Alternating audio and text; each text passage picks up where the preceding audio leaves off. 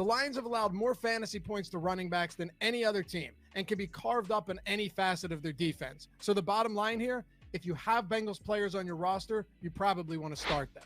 Michael Pittman is going to be a stud. Shit, he might already be a stud. Did you see that touchdown on Monday night? He came over the top of two defenders to make a spectacular grab on an unsurprisingly bad ball by Carson Wentz, then powered through contact and dove into the end zone. It was his first touchdown since week 11 of his rookie season, and only the second of his career. But I suspect we'll be seeing way more trips to the end zone for Pittman, starting with this week 6 matchup against the Texans.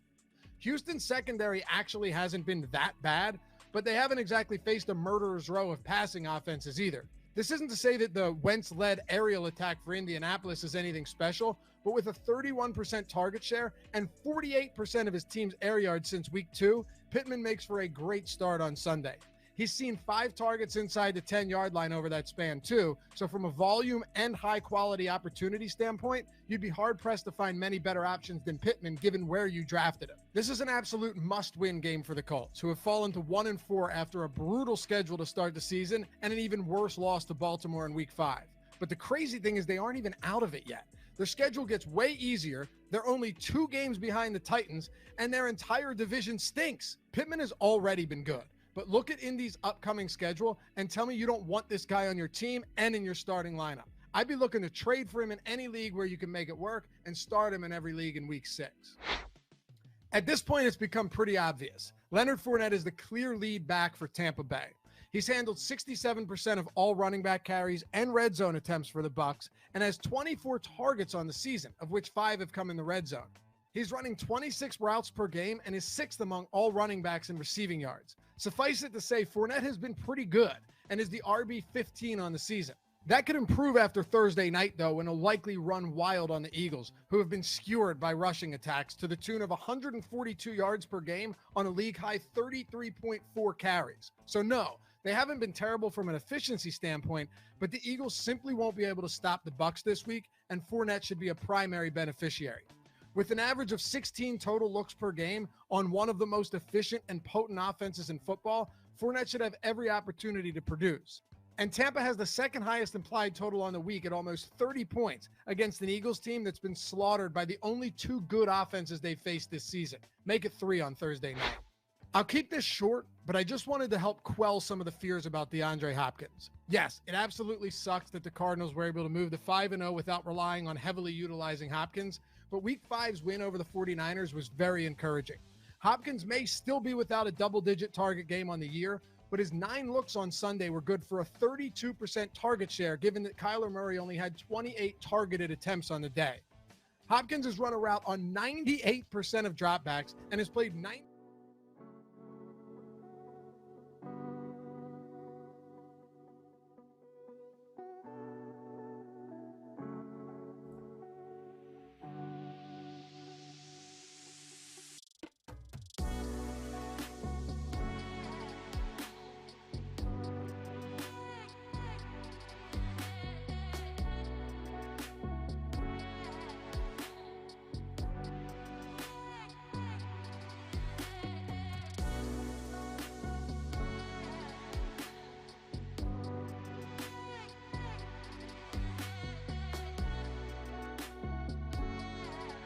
Nice shirt, Tom. Thanks. I had to shoot something earlier.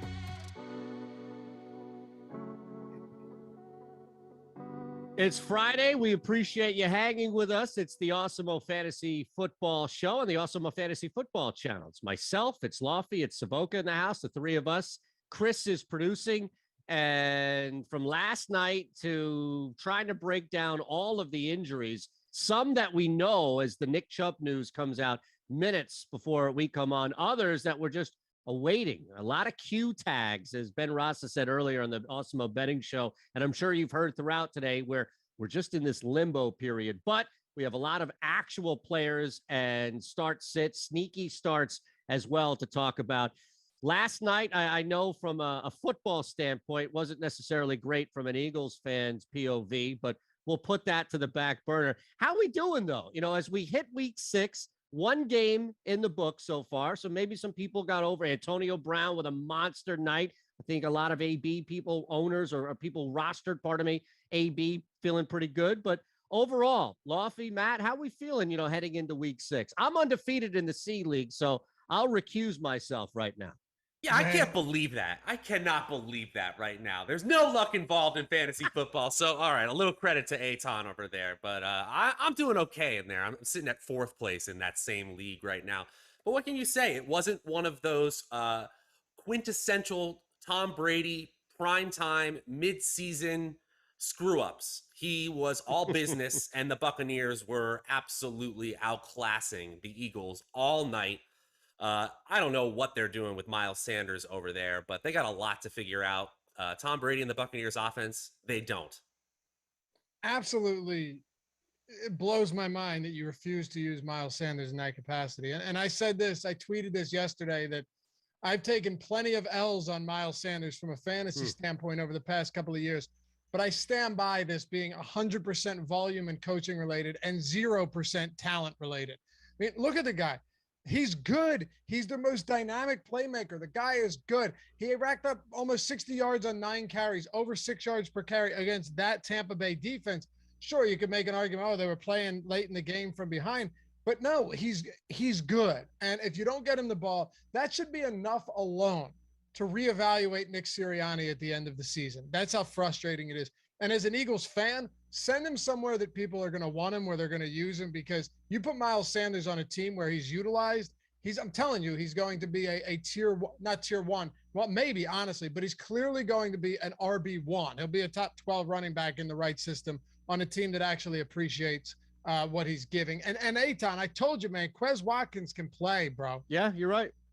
No, you were right on that. And I think what makes this so frustrating, Matt, about Lofty's point with Miles Sanders is that this is organizational failure. It's organizational malpractice. We don't have Miles Sanders, who's just been banished to the bench. And meanwhile, Kenny Gainwell is out there with 15, 16 touches or even carries, right? I mean, it's so frustrating to see a guy in Miles Sanders who, and I agree with you 100%, Lofty, is an RB1 by all means.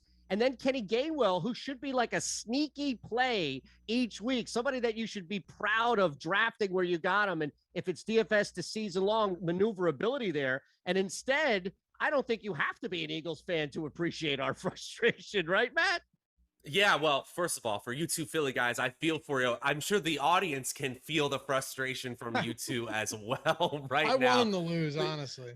But it's egregious. It's egregious. And, with Miles Sanders, he's been a victim of circumstances for a long time, because at Penn State, he was a world-class recruit. He just happened to have a guy named Saquon Barkley sitting in front of him until his senior year, balls out his senior year, gets drafted in the 2nd round, and then suddenly he finds himself within a franchise that is just in complete turmoil, in my opinion, in flux, we can say, if we're being a little bit nicer. But certainly, if you play like that against elite teams, you're not ready to take that next step. You're certainly not a playoff caliber team the way they're playing last night. And at the very least, this front office has set up this Eagles team to have multiple picks in the 1st round, maybe even a 3rd if the Colts participate with Carson Wentz a little bit. But I got to agree with you guys. Mostly, we can talk about, from a football standpoint, from an analytics standpoint, the pass on a per opportunity basis being more efficient than the rush, but it is the balance, the synergy between being able to do both well that makes an offense good in the NFL. And simply put, the Eagles aren't able to run the ball effectively because they're not using one of their best players. Let me tell you something, though, man. Antonio Brown still has it 100%. Yeah. That dude can still ball out. And coming from a guy that was the wide receiver 1, 2, and 5 over his final 5 years before he got into all that shit off the field, he is good. And you look at this last night, how do you stop a team where you don't even need to utilize Mike Evans? Okay, Mike Evans was virtually invisible all game. Leonard Fournette has, his body has been exhumed from the ground and brought back to life, because he looks great. And Chris Godwin, another one, is just like, there's so many options. Oh, and OJ Howard. What about OJ Howard? Like, they just have an embarrassment of riches in that offense. And it's great for fantasy, but it also sucks some weeks because people look at like, oh man, Antonio Brown did this and OJ Howard played well and Fournette crushed yesterday. What about Mike Evans? Every single week, there's going to be one or two guys in this offense that don't live up to expectations. But then on the other side of that coin, there's going to be two or three guys in the very same game that have huge blow-up performances. And it's kind of a give and take situation with that Tampa Bay squad. Let me put some stats to that exact situation. The Tampa Bay Buccaneers currently lead the league in expected fantasy points, which is basically a volume metric, an opportunity metric, and in fantasy points, total fantasy points for all flex players. So the way that gets spread out is different. Tom Brady does not care which one of these excellent weapons he's throwing to. So if you have Tom Brady, congratulations. You picked probably the best 44-year-old season we're ever going to see. But you're right, Laffy. We're just going to see this fluctuation, and it's going to only get worse once Gronkowski gets back into the lineup, probably. For sure. Week. But there's no real knee-jerk reaction. We just talked about the Eagles' backfield and how frustrating that is, where you have multiple talents back there, but you're screwed because of the coach. In this case, and I speak from experience with somebody, remember at the beginning of the year, I actually brought up, following that game against Dallas, brought up to you two about if I should be concerned with Mike Evans. You didn't even, neither one of you let me get that question out before you stomped all over it. No, you're fine.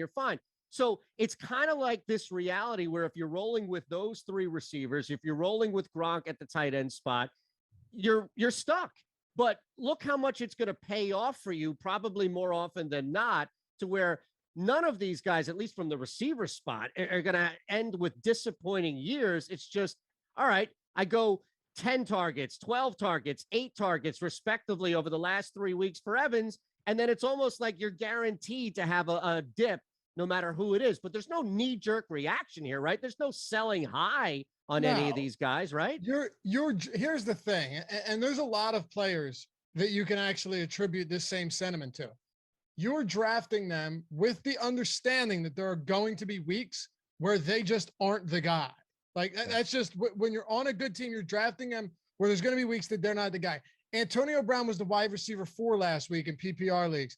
Mike Evans was the wide receiver 6. Okay. Chris Godwin was wide receiver 30. Now, granted, he still had 14 PPR points. So it's not like he was just completely awful, but there will be weeks where one of these guys doesn't perform up to standards. And you just have to live with that, because next week, Mike Evans could go off for 3 touchdowns and 130 yards on 9 receptions. It's just the way this team operates when you have this many quality players, but they also have a high passing volume offense. So yeah, no, you can't worry about it. You drafted them and you should have known that that's what you were getting into.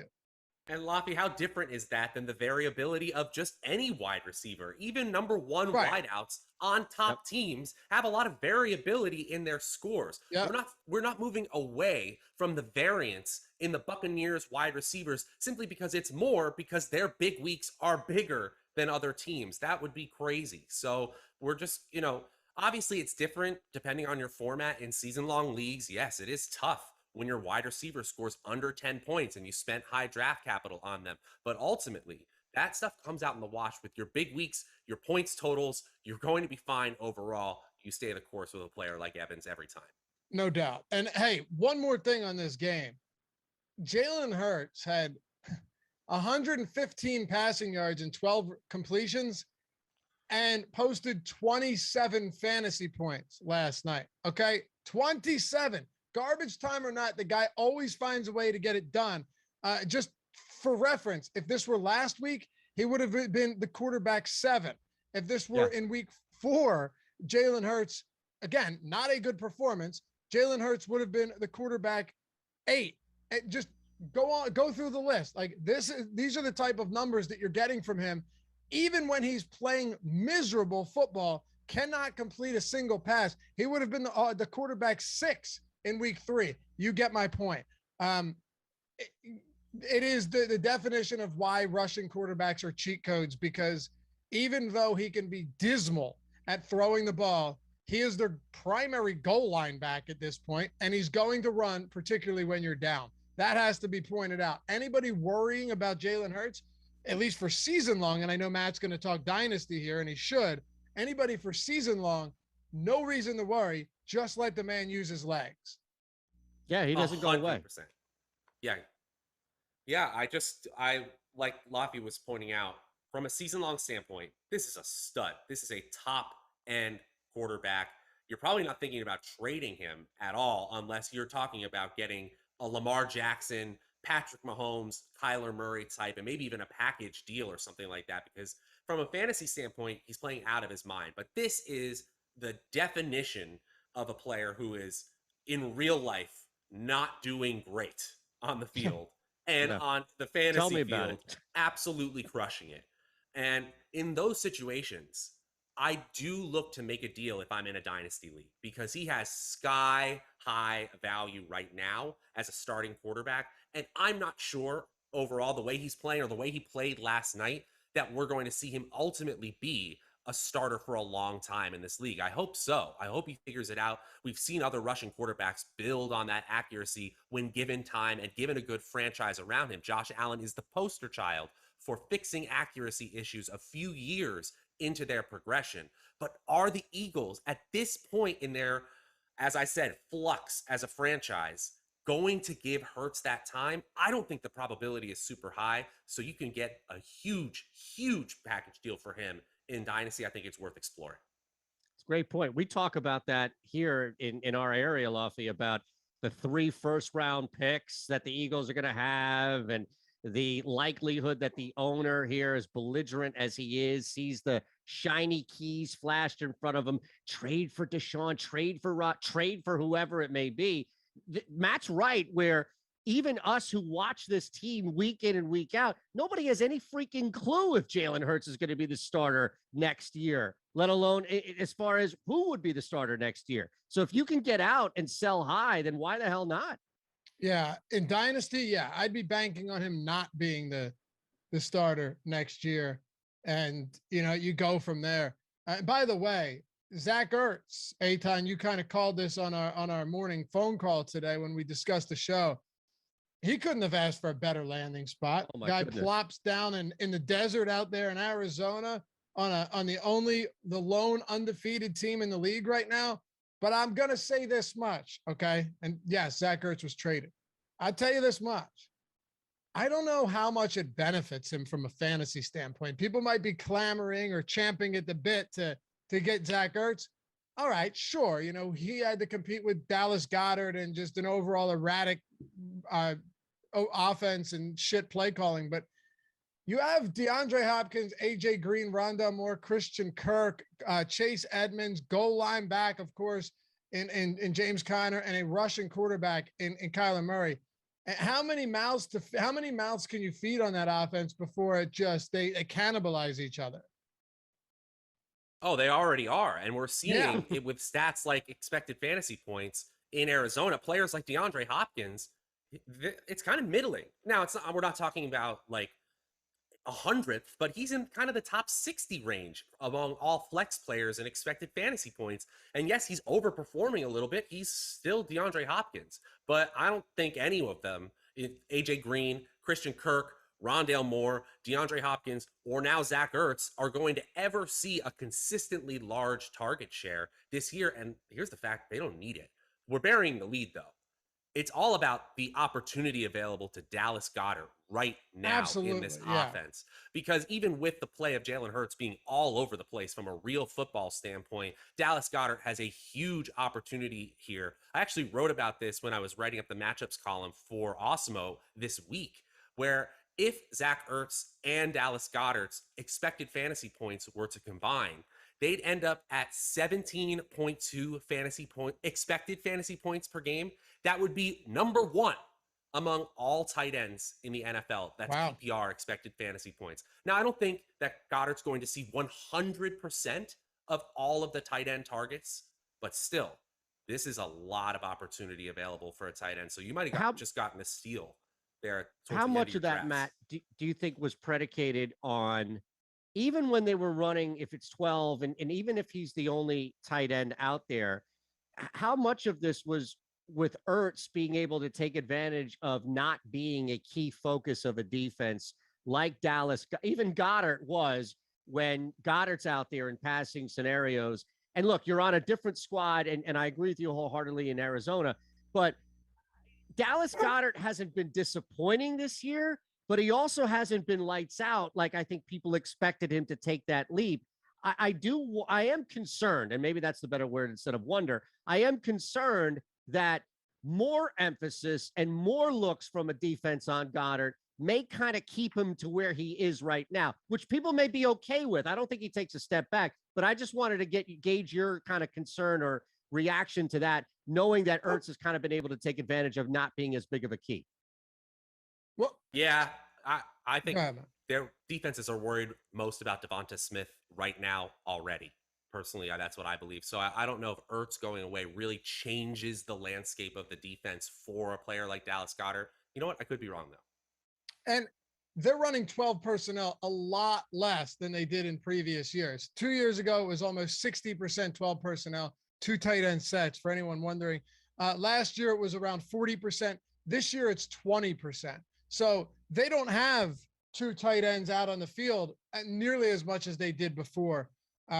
So if you were to go and look at just the overlap of snap shares from Ertz and Goddard, it's nowhere close. It's like 55 and 65% each. So they're not even out on the field together much anyway. So I don't think it affects Dallas Goedert at all. They love the other tight end, though. Who? Jack Stoll? No, the kid who was hurt. Remember the monster kid that got hurt? Why am I blanking on his name? None of that's good. I mean, listen, if you get rid of Ertz, you're clearly you don't think it. I know we got to move on, but if you're looking, that's fine. It's fine. It was just a small aside. I didn't mean to derail the conversation. No, I hear you. I'm just saying, like, if you're blame Matt, he brought it up. If you're getting rid of Ertz, you're looking at Goddard as your future, right? And he is this is play for your contract right now. Right. Play for your contract over these next 10 weeks. Let's see what we got. And he's a good pass catching tight end. So I think this bolsters his value, I mean, considerably, man. I really, really like this. Zach Ertz was second in the team in targets over the last 2 weeks prior to yesterday when Goddard was out. Oh, do you mean Tyree Jackson, the project quarterback? Hey, I want to see him be the next Logan Thomas. It's going to take a minute.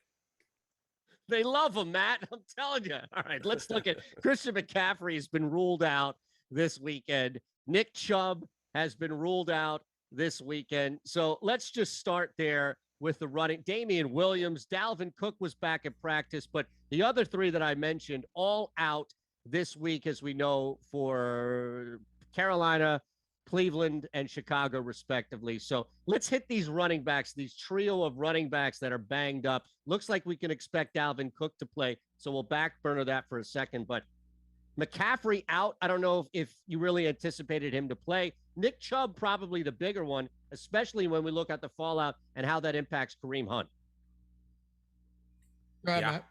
Yeah, absolutely. Kareem Hunt is questionable himself, and he had a couple DNPs this week. I don't think he's 100%, but assuming that he does play, we're looking at a huge role for Kareem Hunt here. Now, he kind of disappointed a little bit in his time as an RB1 when Chubb had a knee injury last year. But I still think with the way this Cleveland offense is playing, we're talking about RB1 overall potential every single week with the pass catching role locked up already and the goal line role all his with Chubb out of there.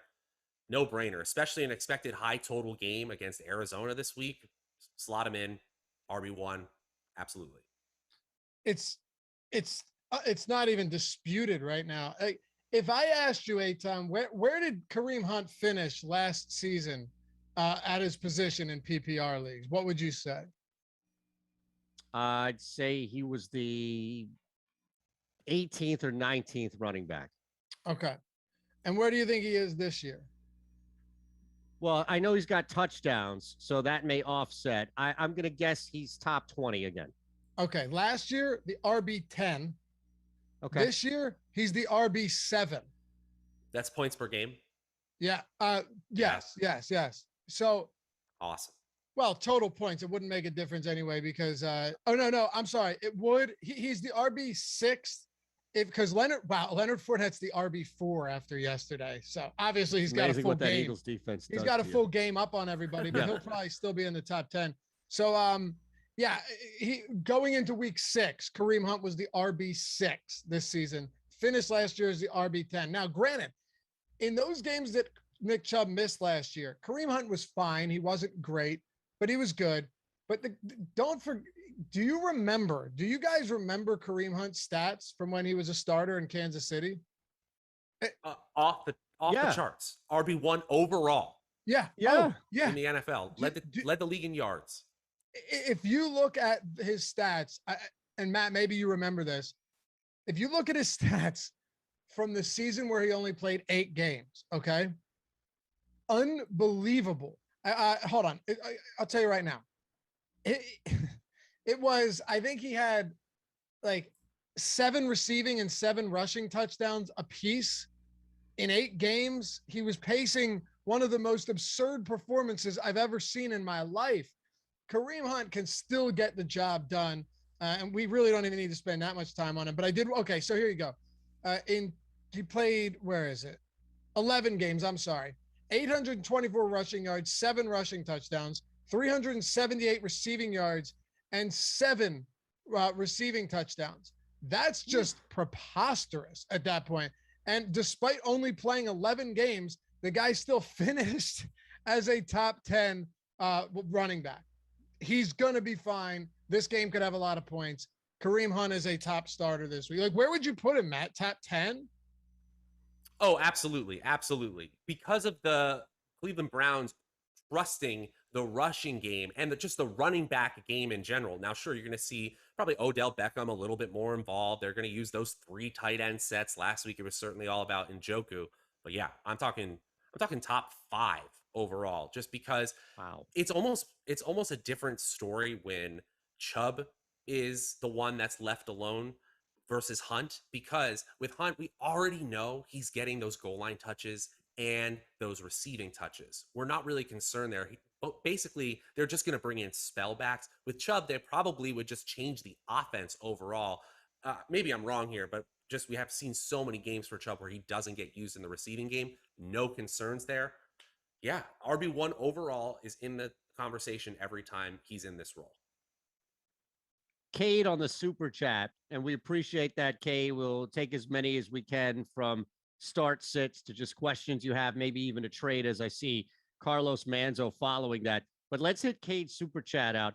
C-Mac out, starting Hunt, as we talked about, laid out those ridiculous numbers that Lafayette matches hit on. Who should Cade start at flex? Henry Ruggs or Sterling Shepard? Lafayette, you want to take a crack at that, Matt, too? Yeah, if Shepard plays and he's not limited, I'm definitely going Sterling Shepard here. I mean, Daniel Jones, as it stands, is expected to play. The guy's a warrior. I mean, that dude is an outright stud in terms of just getting up after being crushed. If he stumbled like that and they told him go back in the game, I guarantee you he'd be like, "Yep, I'm there, coach. No problem." I know Eitan doesn't want to compliment anyone from the division, but Daniel Jones. That's fine. Daniel Jones is he's an Iron Man, dude, and he'll be back out there this week unless something goes terribly wrong. But if that's the case, because I don't care what you think of Daniel Jones, I'll say 2 things. One, he actually hasn't been that bad for fantasy this year. It's true. Granted, he has the rushing ability, but 2, he is definitely better than Mike Glennon. Okay, and that's what people were asking. Like, do you really think that Jacob Eason's a big difference from Carson Wentz? It's like, yeah, Carson Wentz is not very good, but Jacob Eason is awful. So there's a considerable difference there.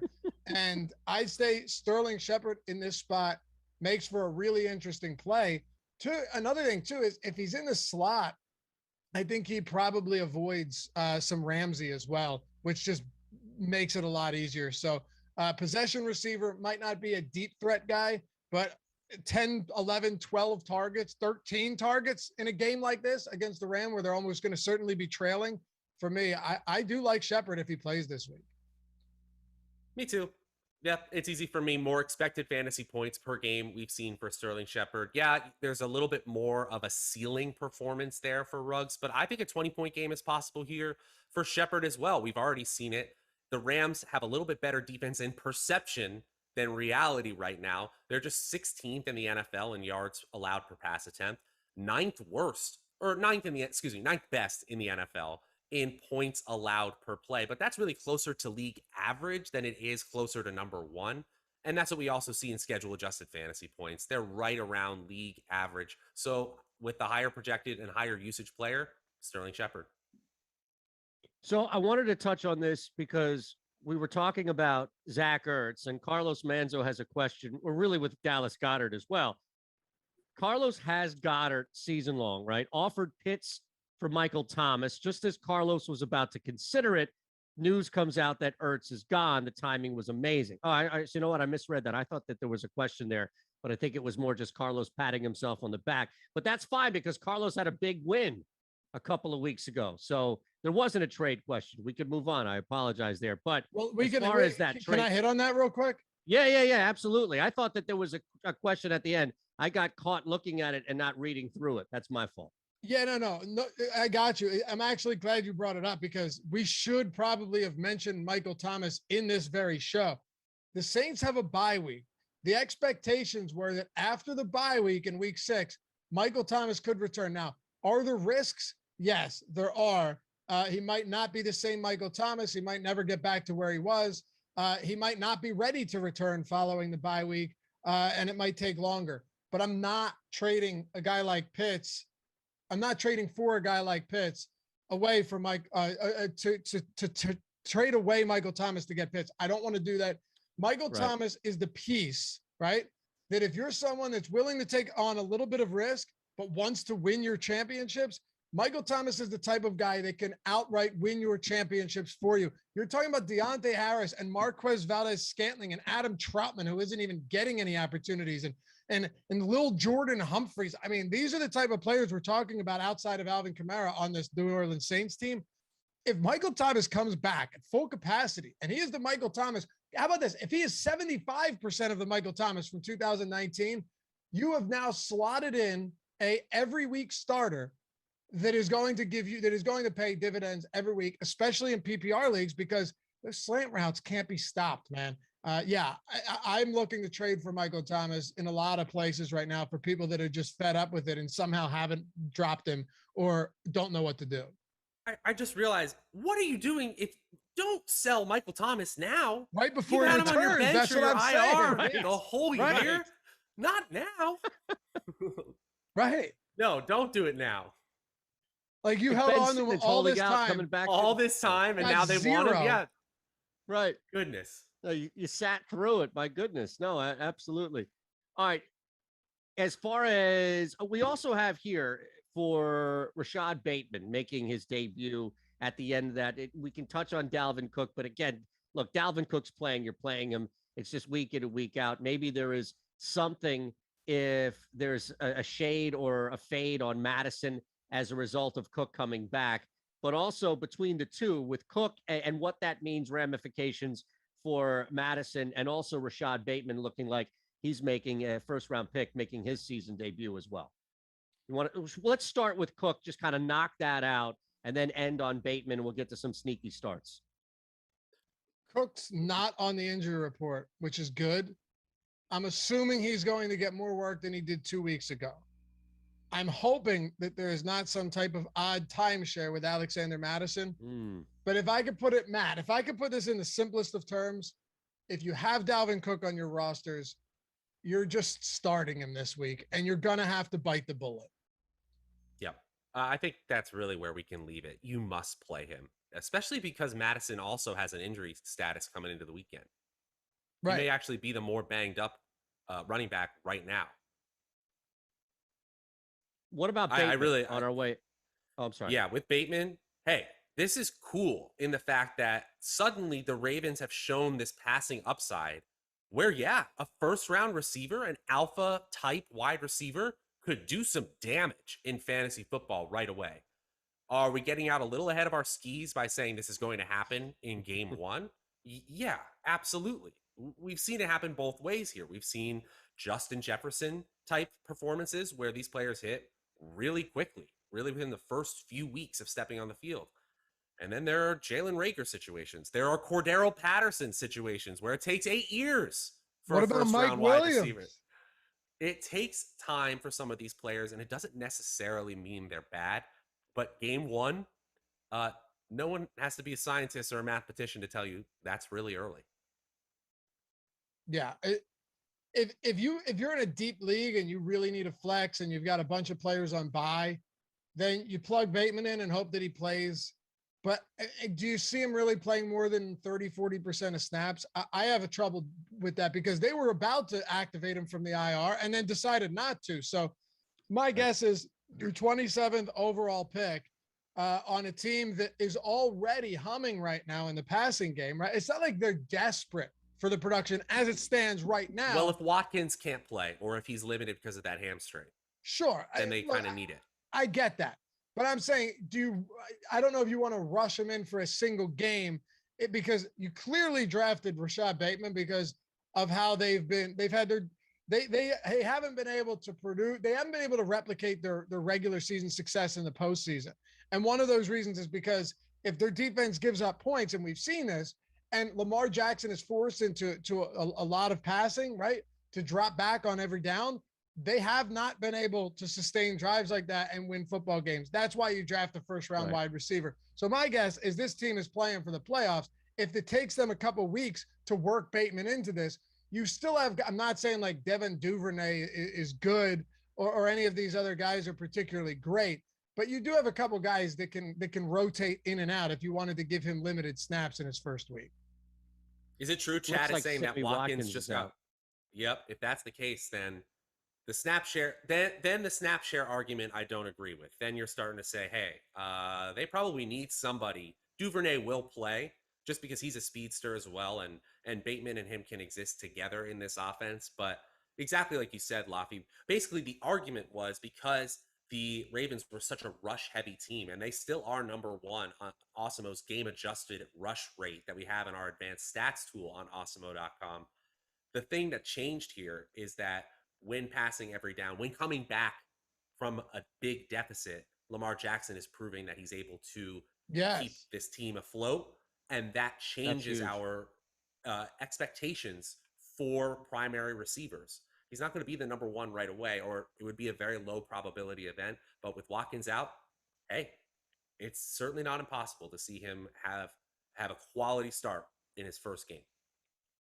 We're going to have some fun here, hit some sneaky starts. And then before we get out of here, it's the fantasy football show's version of home run picks, right? Is that a good way to kind of encapsulate the 30 plus? Now, I stole that from you in the morning show meeting, so I can't take credit. You know, Carlos Manzo's out there like, wow, that Shander's pretty savvy. No. I stole that from Lofty, all right?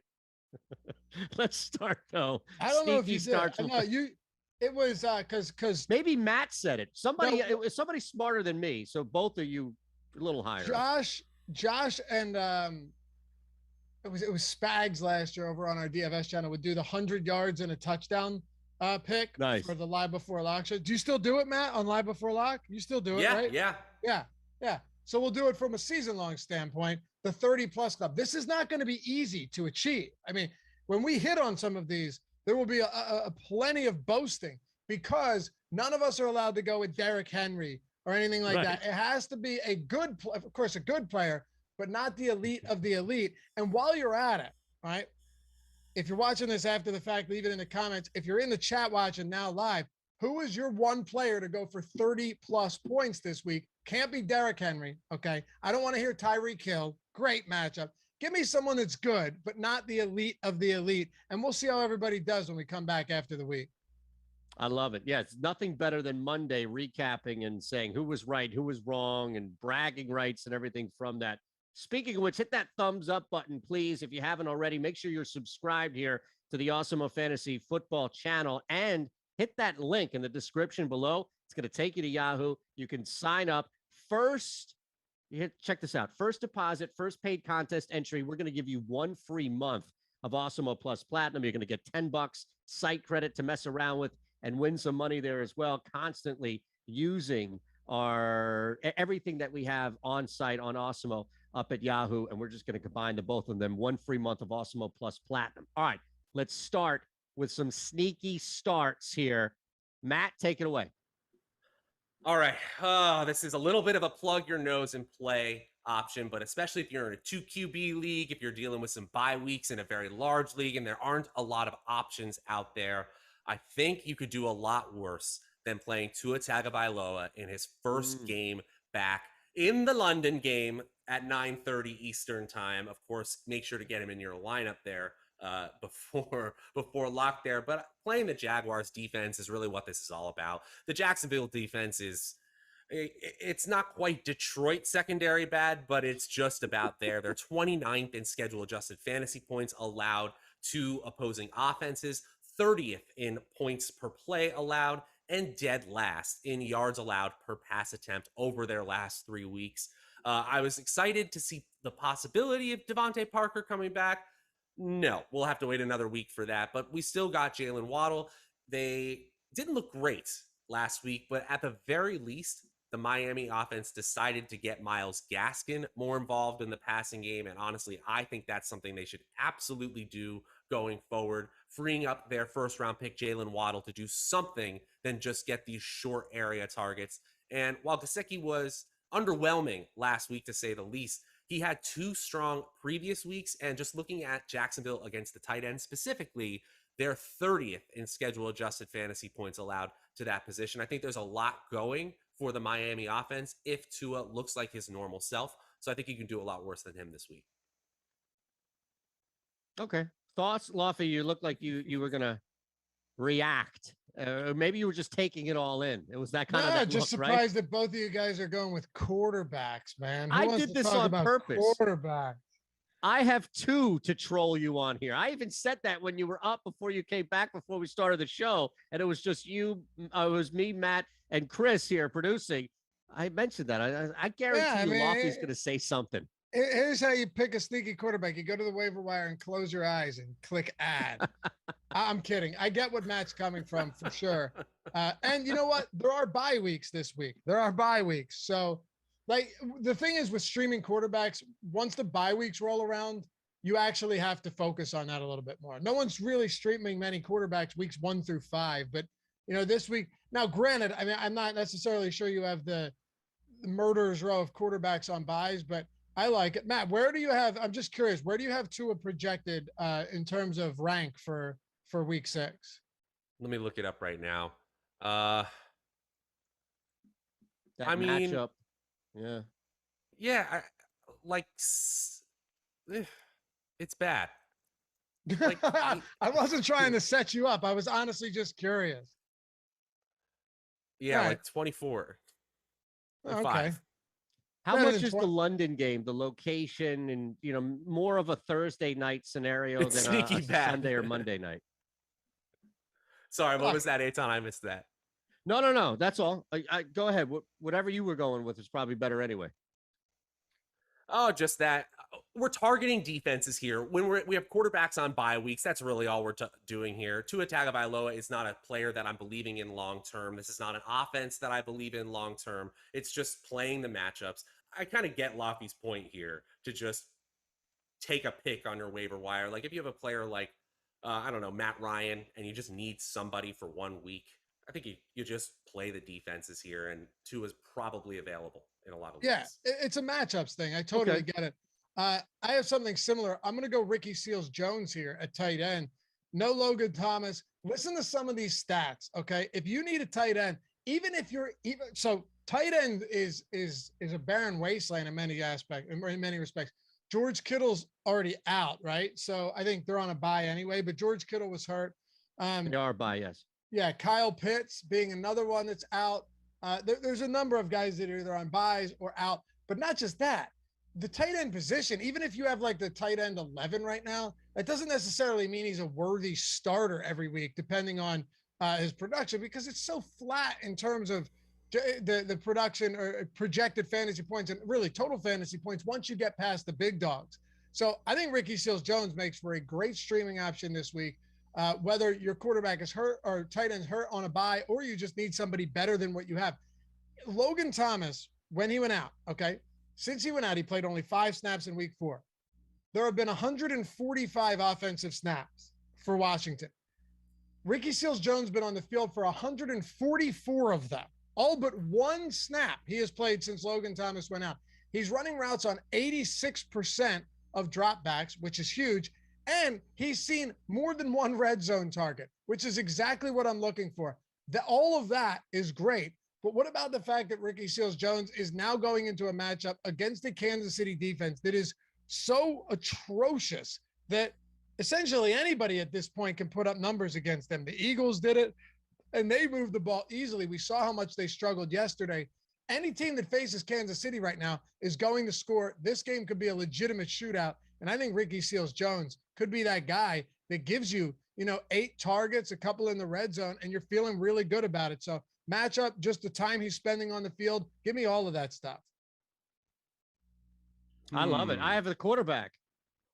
I can't ignore that. I'm with you. I'm on Ricky Seals-Jones, team Seals-Jones, Tyler Heineke. I'm rolling with the QB. It didn't look like Matt though was too high. Sounds like Matt's on the other side after I said something about Tua. He's manufacturing a response over here. I see. Yes. I would never. Diabolical. No, I'll save my opinions until you make the Taylor Heineke point. Let's see if it sways me a little bit. No. I'm curious. I respect your opinion, Matt. I want to hear where you're at on this.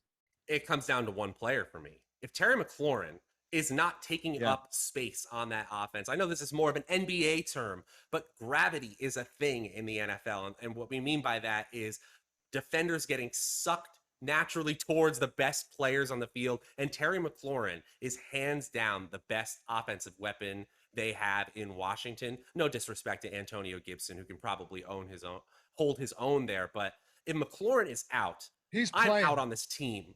You think he's playing? You think he's playing? Ron Rivera said it was an abundance of caution that led to McLaurin being held out of the session and added to the injury report, and that he's expected to play. He might not. But an abundance of caution suggests that he probably will.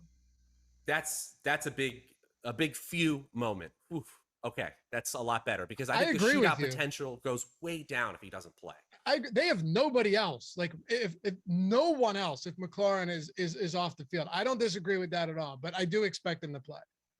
Here's the thing about McLaurin playing or not. I think, and as crazy as this sounds, you can't make this statement unless you're going up against the Kansas City Chiefs, but it may not even matter. Now, my point being is that Taylor Heineke is going to have an amazing game with Terry McLaurin on the field. Clearly, you're better off with him, especially from a fantasy standpoint with your quarterback. But this defense is so freaking bad, and they have no ability to adjust. They're not pressuring at all enough with the quarterback to even compensate for what's going on in the back. It's almost like this would be the game. This would be the opponent to where the quarterback wouldn't suffer as much. If it's just a zero-sum game, like, yeah, you're better off having him than not, but you don't fall off the face of the earth. And I think if you're looking to streamline a quarterback here, even if McLaurin doesn't go, if it's Seals-Jones, if it's anybody else, how can you not move the football down the field against Kansas City? I just don't see, until proven otherwise, I don't see it. Oh, I mean, it's a lot. It's counter to football. I get it. Like the X's and O's would tell you, no McLaurin, they're going to get shot. But it's the Chiefs, Matt. Hey, they're 30th in yards allowed per attempt. That's third worst in the NFL. 30th in yards per carry allowed, and 32nd dead last in points per play allowed. They're bad on defense, the Kansas City Chiefs are. I just don't know what I'm getting out of Heineke. One thing I will say from a fantasy perspective, we just espoused Jalen Hurts' ability in fantasy because of his ability as a rusher. Taylor Heineke, very quietly, QB7 in carries per game. What's worse? Really? That Matt, yeah, that's insane right there. QB7 in rushing and carries. Yeah, QB11 in red zone carries. Look at that. Did we sway you? Did the combination of Seals-Jones and Heineke sway you? That's all. That's the big thing now. Well, you were mostly just potentially off because of McLaurin, right? Yeah, that's really it. They have to have that weapon on the field. Even if he doesn't have a huge game, he still has to soak up that attention for Washington to execute with any sort of success. The thing is, though, they're gonna need to throw no matter what. Unless they somehow stymie this Kansas City passing attack, which I think is very unlikely, they're gonna need to throw, and ultimately the volume will, in some sense, win out, even with Heineke. So yeah. All right, let's swing it back to Matt here, and Lofty and I will judge full on this pick. Who's your second sneaky start, brother? Well, this is ugly because the Bears are probably about to get walloped. I know the spread. Actually, okay, the spread is changing. It's going much closer to a touchdown now. The Green Bay Packers are about to crush the Bears, but you still have to play an every down running back in fantasy football. Is it possible that Khalil Herbert, the only healthy running back on the Chicago Bears, if Damian Williams, who's now tested positive for COVID and was dealing with lower leg issues already, is unable to play in this game, and David Montgomery is already on IR, you just got to play this player. If you got him on your waivers or with your free agent budget, I think you got to plug your nose and play him as well in this minus matchup here. 44-point total isn't exciting. 6-point underdog isn't exciting. 18 opportunities plus is exciting for fantasy football, especially if you're a team with, say, Alvin Kamara and you're just dealing with bye weeks, or you're dealing with the plethora of questionable tags at the running back position this week. You can do a lot worse than an every down player in Khalil Herbert, who was already taking opportunities from Williams in the second half of last game, and now he might get an opportunity to shine here. I don't hate it. I don't hate it at all, Luffy. Any thought before we get to yours? Any thoughts? No, not. These are the spots that you need to take advantage of. There's teams without Christian McCaffrey. There's teams without Nick Chubb that don't have Kareem Hunt. There's teams that, just lost Clyde Edwards-Helaire and didn't get Darrell Williams. There's teams that don't have Saquon Barkley that lost out on a blind bid for Devontae Booker. The list goes on and on and on. I mean, there's a lot of injured running backs. Alvin Kamara's on a bye week. Again, people that drafted Trey Sermon mistakenly in the 7th round, So yeah. Oh, and what about Montgomery and Damian Williams too in the same team? He had 18 carries last week. A lot of that was playing with the lead, and he wasn't targeted in the passing game. Not sure he ran more than even a couple routes, but that doesn't matter. You take Damian Williams out of here. I think you're looking at Khalil Herbert being the primary back. And if he saw 18 carries last week, or was it 16 or 8? Either way, it was around that. You just have to assume that the volume is going to get you there. And as a matter of fact, that is why Devontae Booker is the one for me. I have so many people asking me, do I play Devontae Booker in this matchup? Can I do it? You absolutely can. The volume is what we care about. You want to talk about snaps. This guy was on the field for all but one snap after Saquon Barkley went down. He's running routes on 83% of dropbacks for whether it was Glennon or Daniel Jones. This is a running back we're talking about, okay? He's legitimately taking the Saquon Barkley role. Does it mean he's Saquon Barkley? No. Is he going to produce like him? No, not necessarily. Probably not. But is he still going to be on the field an awful lot in a game where they're likely playing from behind? And he's going to be involved in the passing game, and he's going to be on the field in 3rd downs where they're probably throwing on 1st and 2nd down in the second half anyway. He is in PPR leagues. I think Devontae Booker, who actually had decent pass catching numbers in Oakland or Las Vegas last year, is a 100% fine option as a spot start this week. And I think you just have to bank on the fact that the volume and the opportunity will be there. And if he's on the field, he'll get you where you need to go, even if it's not a stellar 30 fantasy point performance. Real quick, before we hit our 30-plus guys the way out, if there's time, I want to hit this question on the chat. But how much does this change if Daniel Jones is out? Well, I think he's going to play. I think he's going to play. It looks like he's trending towards playing. Yeah. So I think we need to see some sort of setback, and personally, I don't see it. But of course, it changes a little bit. But honestly, okay, here's the question: does the spread move if Mike Glennon or if Daniel Jones is ruled out? Like, what does Vegas do? It there? should. I don't think they do anything. I don't think. You don't think it moves? Maybe maybe It's a point. already dropped 1.5 points with the belief that Jones is playing. Did it move 1.5? Well, it was at 10.5 earlier in the week. It's down to 9 here. So it moved through 10, huh? Let me make sure that it didn't move back. Now, look, some of this stuff is also people trying to create a window. You know, you come in with that Savoca money in a suitcase. Next thing you know, that's going to move the line in its own right. So just it was just a quick follow-up about it. But if the belief A is that Jones is playing, and then B, it's negligible for Booker's value, even if it's not there, then that's fine. We can hit our 30-plus guys. Our home run hitters, who's going to break the slate this week and not named Derrick Henry, Devontae Adams, it's Tyreek Hill. Let's start. Matt, hit us up. Who's breaking the slate? 30-plus points.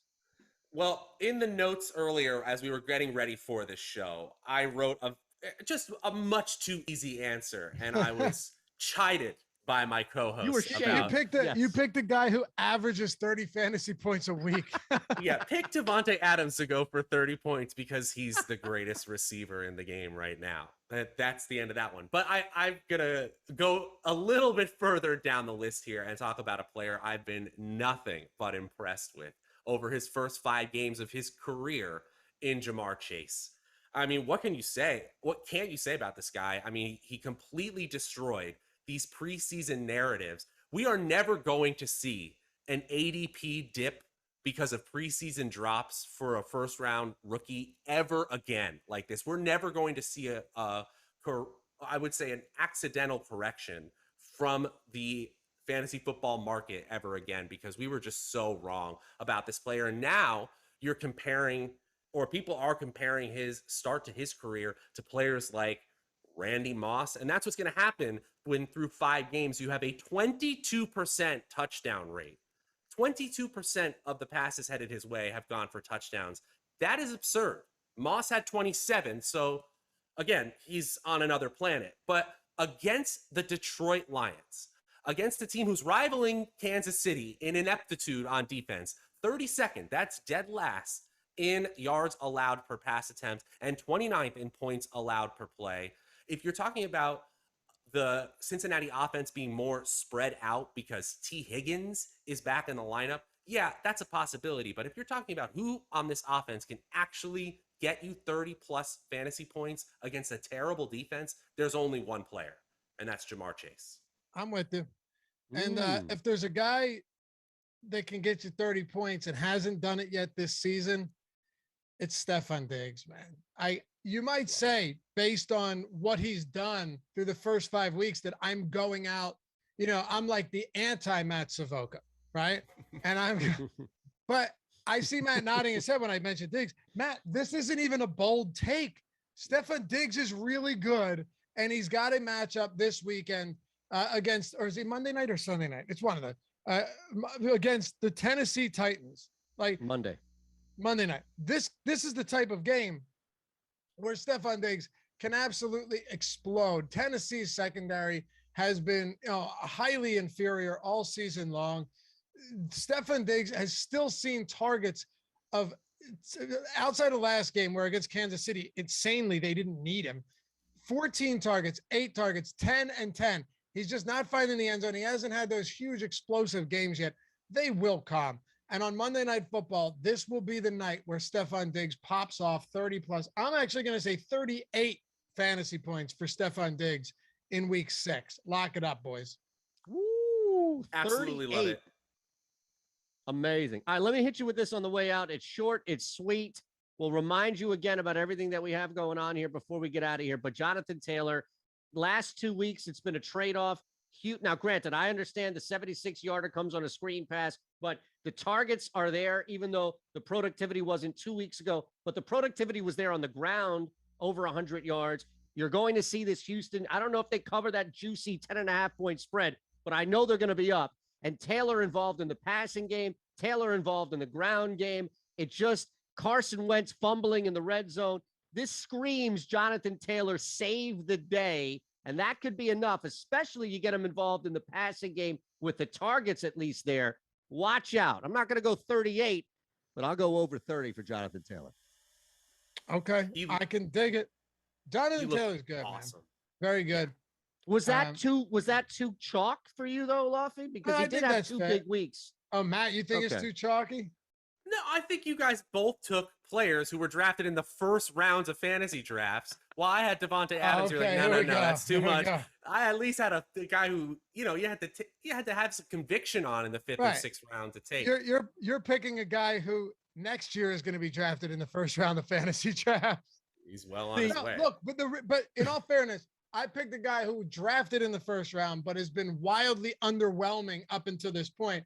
And I think that we're going to see that explosive nature. Again, Josh says in chat, Allen doesn't force feed Diggs like last year. He's using the entire field. Well, he hasn't needed to, but he's still averaging double-digit targets per game. So if you can tell me, the guy's averaging double-digit targets per game, yes, I forgive me for he's averaging like 9.5. Forgive me for thinking that eventually things will break his way and we'll see some positive regression here.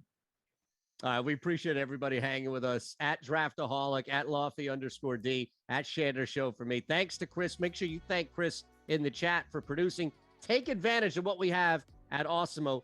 Click that link below the description. It's going to take you to Yahoo. You can sign up 1 free month of Awesemo Plus Platinum. That's over $90. You're going to get free just signing up, and you'll get $10 to mess around with. All we ask on your way out, if you haven't already, thumbs up button, subscribe, and make sure you set that notification bell because we're going to be back Monday at 1 o'clock Eastern.